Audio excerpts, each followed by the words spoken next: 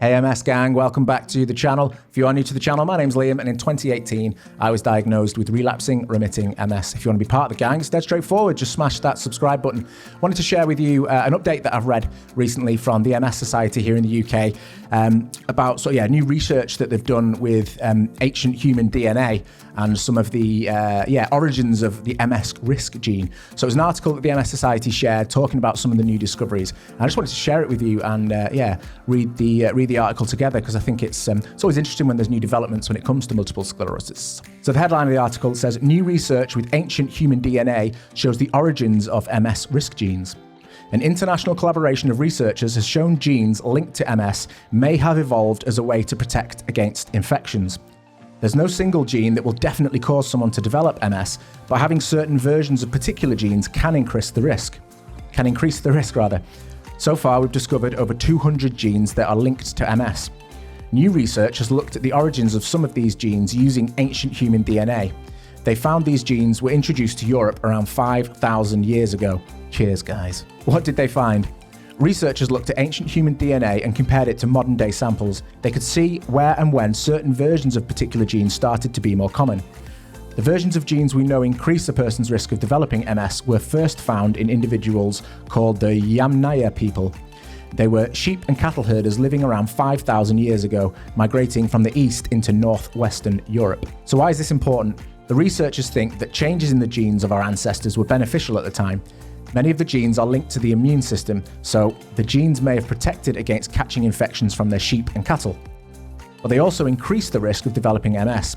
This doesn't mean that the Yamnaya people would necessarily have had high rates of MS, because environmental and lifestyle factors like infections, low levels of vitamin D and smoking also play a role in developing MS. So, someone who carries some of the risk factor genes still needs to be exposed to environmental factors to trigger the condition. The Yamnaya people would have lived very different lives to us today. They would have been exposed to very different environmental factors. This research reminds us that versions of the genes can be beneficial in one environment but have negative consequences in the other. So how did they do it? For the past 5 years, researchers have been creating a bank of genetic information using ancient human DNA.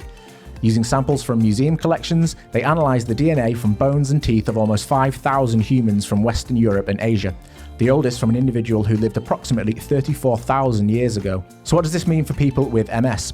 This most likely won't have any immediate impact for people currently living with MS, but it helps researchers to understand more about what causes people to develop the condition. For example, we know there are around twice as many cases of MS in Northern Europe than in Southern Europe. These results help us understand why. And then it goes on to say, Caitlin Asprey, who's their research communications manager, said, "This is a new and novel way of understanding the genetics of MS. We don't know for sure why people develop the condition, but we know you can't directly inherit MS. It's likely down to a combination of genetics and environmental and lifestyle factors. We know that MS is more common further away from the equator, and this research could begin to explain why we see differences between geographical populations. More than 130,000 people live with MS in the UK, and these kinds of studies help us understand more about who develops MS and why. Ultimately, research like this could lead to new ways to treat and even prevent MS. So, what's next? The team now plans to investigate other neurological conditions including Parkinson's and Alzheimer's diseases, and psychiatric disorders including ADHD and schizophrenia. I never know how to say it. ADHD one's a good one, I have that, I would like to know more about that. So yeah, ultimately, nothing for us to get too excited about, but I think it really is interesting to understand more about where MS comes from. I think the environmental factors is something that is really key. I spoke with Dr. Terry Walls recently, and I will be dropping that podcast soon, and she said that in the 24 months leading up to an MS diagnosis, a patient has usually gone through quite a high or unusual period of stress. So you've got the stress factors, you've got where you live, you've got your diet, you've got the exposure to the sun and vitamin D, where you're based in the world geographically. All these things are important components when it comes to an MS diagnosis, whether you will go on to develop multiple sclerosis. But what it's saying, I guess, if you've got two people and one person's inherited this type of gene from people 5,000 years ago, and they're exposed to these environmental factors, they are more likely to go on to develop multiple sclerosis than someone who has the same exposure but perhaps hasn't had that gene passed down to them. So yeah, something interesting. I thought I'd like to just wanted to share that with you. Like I said, nothing life-changing for us in the immediate instance, but like I said, it goes towards helping us understand more about MS and more about how it's developed, and then ultimately could lead to more treatments or a cure in the future. So it seems like good news.